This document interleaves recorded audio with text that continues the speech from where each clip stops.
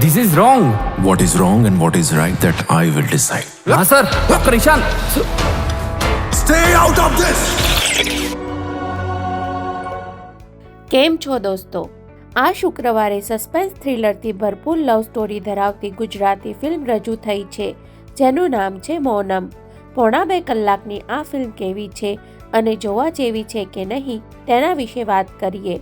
ફિલ્મની સ્ટોરી વિશે ટૂંકમાં વાત કરીએ તો રાઘવ અને મીરા હેપી કપલ છે, જેમની લાઈફમાં એક મોટી ખુશી આવવાની તૈયારી હોય છે ત્યારે તેમનો રોડ અકસ્માત થાય છે અને તેમને હોસ્પિટલમાં દાખલ કરવામાં આવે છે. હોસ્પિટલમાં રાઘવ હોશમાં આવે ત્યારે ડૉક્ટર ઈશાન તેને એવું જણાવે છે કે અકસ્માત ફક્ત તેના એકલાનો જ થયેલો, તેની વાઈફ ઘરે હશે. રાઘવ ઘરે તપાસ કરે છે તો મીરા ઘરે નથી હોતી. આવા માહોલમાં એવા ન્યૂઝ પણ આવે છે કે શહેરમાંથી ઘણા વ્યક્તિઓ ગાયબ થાય છે. હવે મીરા પણ ગાયબ થઈ છે, તો શું આ ન્યૂઝ અને મીરાના ગાયબ થવા પાછળ કારણ સરખું હશે? ડૉક્ટર ઈશાન કેમ રાઘવ પાસે ખોટું બોલ્યો હશે? ટ્રેલર તમે જોયું હશે તો એટલો ખ્યાલ આવી જ ગયો હશે કે ઈશાનની હોસ્પિટલની તપાસ કરવા ઇન્સ્પેક્ટર આવે છે, એટલે ગાયબ થનાર વ્યક્તિઓ અને આ હોસ્પિટલને કોઈ સંબંધ હશે? શું આ બધા કાવતરા પાછળ ડૉક્ટર ઈશાનનો જ હાથ હશે? બસ આ બધા સવાલનો જવાબ જાણવા તમારે આ ફિલ્મ જોવી જોઈએ.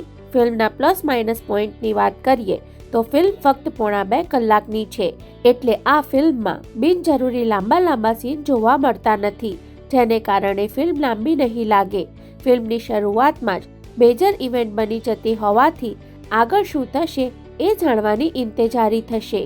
ફર્સ્ટ હાફમાં હજુ લવ સ્ટોરીની ફ્લેશબેક પૂરી થાય ત્યાં ઇન્ટરવલ આવી જાય અને આગળની વાર્તા જાણવા સેકન્ડ હાફ જોવાની ઈચ્છા રહે, જેમાં ઇન્સ્પેક્ટર તરીકે ચેતન દૈયાની એન્ટ્રી ફિલ્મમાં ઇન્ટરેસ્ટ વધારવાનું કામ કરે છે.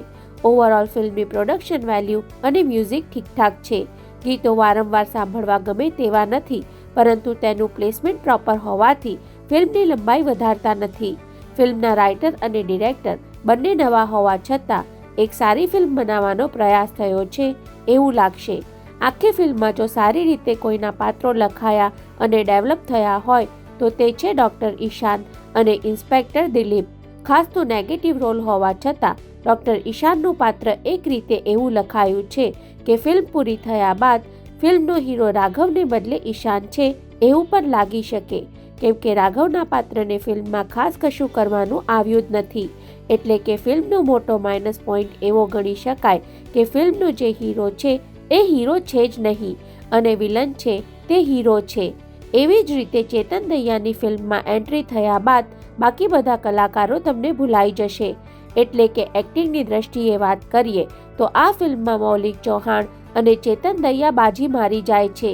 ભાવિક ભોજક અને આંચલ શાહ લીડ રોલમાં હોવા છતાં તેમના કેરેક્ટરમાં ડેપ્થ ન હોવાથી થોડા ફિક્કા પડી શકે. બાકી બીજા જે કલાકારો જોવા મળ્યા તેમની એક્ટિંગ પણ ઠીકઠાક કહી શકાય.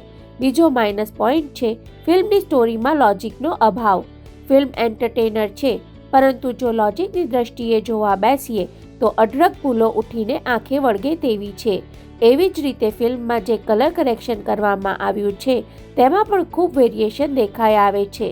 ટૂંકમાં ભૂલો શોધવા બેસીએ તો ઘણી મળે તેવી હોવા છતાં ફિલ્મ ટૂંકી છે અને વિલનના પાત્રને જે રીતે ડેવલપ કરવામાં આવ્યું છે તેના કારણે બોર કરતી નથી. એક ખાસ વાત કે ફિલ્મના પ્રોડ્યુસર અને રાઇટરમાં ફિલ્મના લીડ રોલ હીરો ભાવિક ભોજકનું નામ છે. પોતે લીડમાં હોવા છતાં ફિલ્મને ફાયદો મળી રહે તે માટે તેમણે પોતાનો રોલ મોટો રહે તેવો મોહ નથી રાખ્યો, જે અંગત રીતે સારી વાત લાગી.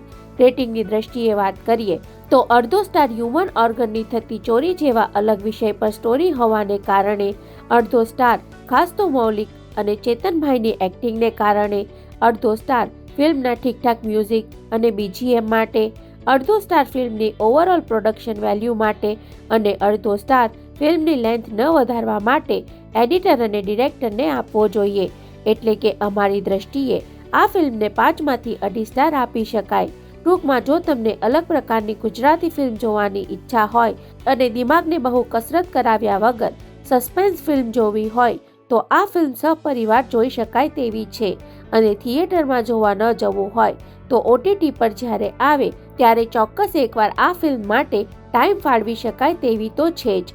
તમે આ ફિલ્મ જોઈ હોય અથવા જોવા જવાના હો તો કમેન્ટ કરી જરૂર જણાવજો અને હંમેશા જોડાયેલા રહો ફિલ્મ રિવ્યૂ ગુજરાતી સાથે. જય જય ગરવી ગુજરાત.